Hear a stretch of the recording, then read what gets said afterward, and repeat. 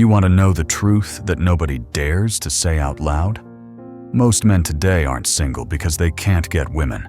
They're single because it's just not worth the chaos anymore. That's right. For millions of men, being alone isn't failure, it's survival. Everywhere I look, I see good men. Men who work hard, stay in shape, pay their bills, keep their word, quietly checking out of the dating game. They're not bitter. They're not losers. They're exhausted. They've watched their friends lose everything in divorce courts. They've been ghosted after paying for expensive dinners, mocked online for being too nice, and told that doing their best is bare minimum. Tell me, how long can anyone keep playing a game that feels rigged against them? It's not that men hate women. It's that they've finally realized the math doesn't add up anymore. You give everything, your time, your energy, your peace, and what do you get? Criticism, comparison, conditional love. That's not partnership. That's a business deal you can't win. So yeah, men are walking away, quietly, peacefully, and the world is starting to notice. But here's the real question nobody's asking. What pushed them this far? Because this didn't happen overnight. Stay with me, because by the end of this video, you'll understand exactly why so many good men have decided that solitude isn't loneliness, it's freedom.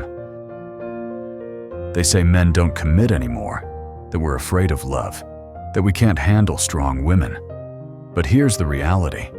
Most men aren't running from love, they're running from loss. They've seen what happens when the wrong woman enters a man's life. It's not a breakup, it's a demolition. One wrong relationship can wreck your finances, your mental health, even your reputation. And when the dust settles, nobody feels sorry for the man. Society pats her on the back for finding herself, while he's left rebuilding from zero. Every generation used to believe that partnership meant teamwork. Now, it feels like competition. You're not building a life together anymore. You're negotiating terms, avoiding traps, walking on eggshells. A single argument can turn into screenshots, public shaming, or worse, legal trouble. And the wild part, the average guy today doesn't even have to do something wrong. He just has to exist in a world where good faith is dead and intentions don't matter. Take one look around. Dating apps turned love into a marketplace. Everyone's swiping like they're shopping for luxury brands they can't afford. A regular man, stable, kind, responsible, gets buried under filters, inflated expectations, and manifestation lists that sound more like wish orders to Amazon Prime. And when women don't get what they want, they call men the problem. They call men insecure, weak, toxic. But maybe, just maybe, men are simply adapting. Because if walking away protects your peace, is that weakness or wisdom? The truth is, modern dating is a gamble where the house always wins, and men have finally realized it. They're no longer playing to impress, they're playing to survive. So when you see a man choosing solitude, don't assume he gave up. Assume he wised up. Because he's done betting his life on a table where the rules keep changing and the dealer always smiles while taking everything he owns. And that's where it all begins. The silent exodus of good men who stopped believing that love in today's world is still a fair deal. I talked to a friend last month. Smart guy, 32, solid career, decent shape, no drama. You'd think he'd be a catch. He told me he hasn't been on a real date in 2 years. Not because he's shy, not because he can't find anyone, but because every time he opens a dating app, he feels like he's applying for a position he'll never get. Every profile reads like a corporate job listing. 6 foot minimum, 6-figure income, emotional intelligence of a therapist, social charisma of a comedian, abs included. It's not a connection anymore. It's a performance review. And you know what's crazy? These same women who demand everything don't even bring half of it to the table. I'm not talking about looks or money. I'm talking about kindness, peace, loyalty. The basics that make a relationship feel like home instead of a battlefield. You'd think those things would matter more than the car he drives or the digits in his paycheck. But no, they've been programmed by social media to chase an illusion, not a man. It's not just online, it's everywhere. A girl working part-time, living paycheck to paycheck, talking about how she won't date a man unless he owns property. Another one who posts, "I deserve the world," while still trying to figure out how to pay rent. It's delusion disguised as self-worth, and men are noticing. They're not angry, they're done. Because when every interaction feels like an audition, peace becomes priceless. Here's what nobody talks about. Men actually wanted love. Real love. They wanted connection, partnership, someone who would stand beside them, not above them. But the more they gave, the less it mattered. Their effort became invisible. Their loyalty became expected. Their presence became bare minimum. Tell me, why would anyone keep giving when appreciation turned into entitlement? So now men are making a different choice. They're choosing peace over validation, freedom over confusion. And if that means staying single for years, so be it. Because for once, men have realized the truth. Solitude doesn't cost nearly as much as love does in 2025. I remember this story from a guy I coached, a software engineer, 28, quiet but solid. He took a woman out to dinner, a nice spot she chose. He drove, paid, tried to connect. The whole night, she barely looked up from her phone. She was too busy filming her food, tagging the restaurant, posting stories. Not once did she tag him. Not once did she thank him. It was like he was the background character in her highlight reel. When the check came, she said, "This was boring," and left. That night, he didn't just lose $150, he lost faith in the whole game. And yet, the next morning, that same girl posted about how men don't know how to date anymore. That's the insanity we're living in. The people who destroy connection are the first to complain that it's missing. Men see it everywhere now. Women treating attention like currency and relationships like brand deals. Love used to be about effort. Now it's about exposure. But this goes deeper than just bad dates. It's the mindset. Women with student loans demanding millionaires. Women who can't keep their own life stable demanding stability from someone else. Women who think confidence means arrogance and independence means never compromising. Somewhere along the way, self-worth turned into self-delusion. And men, they noticed.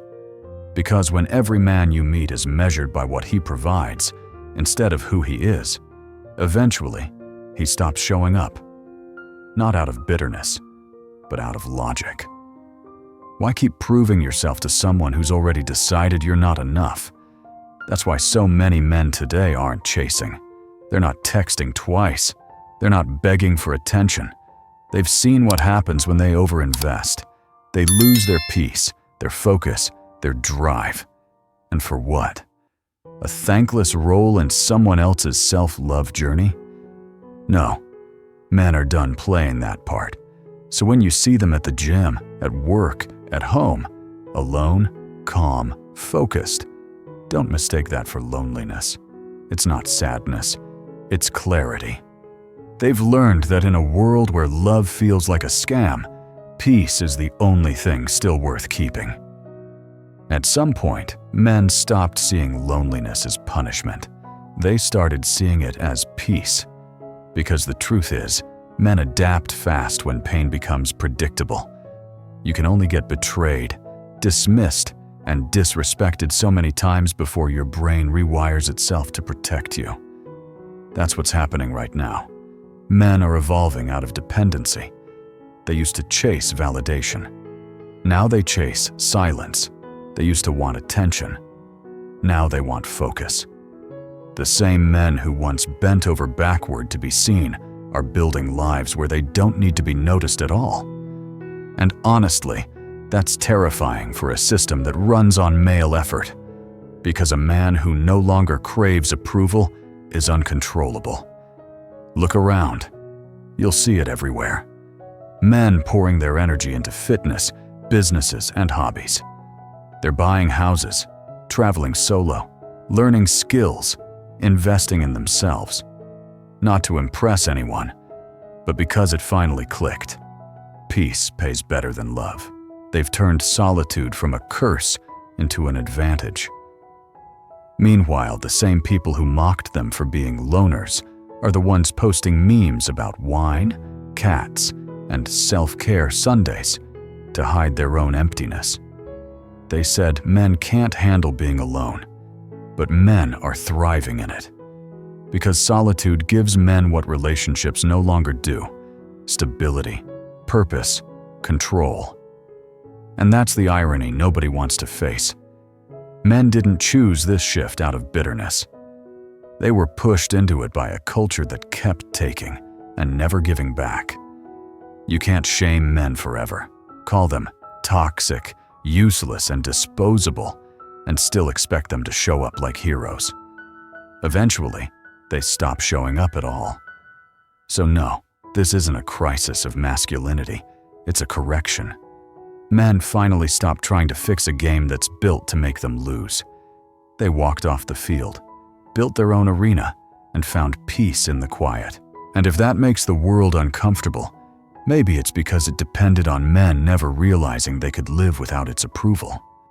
Let's talk about the double standards nobody dares to question. A woman can have a checklist a mile long: height, income, car, passport stamps, and people call it knowing her worth. But the moment a man says he prefers fit women, younger women, or women with fewer emotional scars, suddenly he's shallow, insecure, even predatory. That's not equality. That's hypocrisy with makeup. When a woman wants a rich man, she's ambitious. When a man wants a feminine woman, he's controlling. When a woman rejects a short man, that's her preference. When a man doesn't want a single mom, he's cruel. Society keeps saying men and women are equal, yet every rule seems to punish one side for playing by the same standards. And here's what's wild. Men noticed. For years, they stayed quiet, trying to be polite, trying to prove they're good guys. But silence doesn't protect you from disrespect. So now, they're not arguing anymore. They're exiting. They've realized they don't need to fight a system that mocks them. They can simply walk away from it. What we're seeing isn't hate, it's withdrawal. Men aren't angry, they're indifferent. And that's more dangerous to society than outrage, because outrage still cares. Indifference means the bond is gone. When good men stop believing that effort matters, families collapse, birth rates drop, communities weaken. And still, the world keeps pretending this is progress. You can't build stable homes when one side is told they're always wrong and the other side believes they can do no wrong. You can't call it empowerment when it's built on someone else's silence. And you can't fix relationships by shaming the only gender still willing to carry the load. So yes, men are stepping back, but not because they hate women. They're doing it because self-respect finally outweighed social expectation. They stopped asking for permission to exist, to lead, to love. And once a man reaches that point of clarity, there's no going back. He doesn't need approval. He doesn't even need validation. All he needs is peace. And for the first time in decades, he's found it. Men didn't vanish. They just got quiet. They stopped chasing validation, stopped proving themselves to people who never saw their worth, and started rebuilding their peace from the ground up. And now, the same world that mocked them for walking away suddenly wonders where they went. This isn't revenge. It's reality setting the balance straight. When respect dies, love follows. When effort goes unnoticed, people stop trying. Men didn't choose solitude out of fear. They chose it out of clarity. Because peace, once you taste it, is impossible to give up. So maybe it's time to stop blaming men for stepping back and start asking what pushed them there. Maybe it's time to admit that freedom feels better than begging to be appreciated. If you're a man listening right now, remember this: you don't need permission to protect your peace. Build your life. Guard your energy. Keep your standards high, because the right woman will meet you there, not drag you down to meet her comfort. Thanks for watching. If this hit home, drop your thoughts in the comments. I read every one of them. Hit that like button, share this with a man who needs to hear it, and make sure you're subscribed, because the next video, we're going even deeper. Reality doesn't care about your feelings, but knowing the truth might just set you free.